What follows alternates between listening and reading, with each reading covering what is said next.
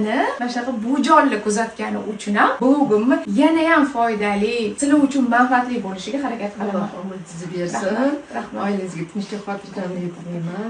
Martabalaringiz bag'am bo'lsin. Yaxshi shogirdlaringiz o'zingizga o'xshagan rahbar bo'lsin. Yaxshi hammasi. Siz yaxshi ko'raman desanglar, men kun bo'yi xursand bo'lib yuraman. Rahmat kattakon. Salomat. Shifoli bo'lsin. Yo'q, nimadir qizib qo'ymasam bo'lmaydi, harakat qilmasam foydali narsalar qo'yishim kerak. Sizlarga meni gaplarim qanaqa motivatsiya bo'lsa, sizlarning ham gaplaringlar menga shunaqa motivatsiya bo'ladi. Aytaman-da, juda baxtli. Ota-onani ular yoqqa olib borib, olib kelish.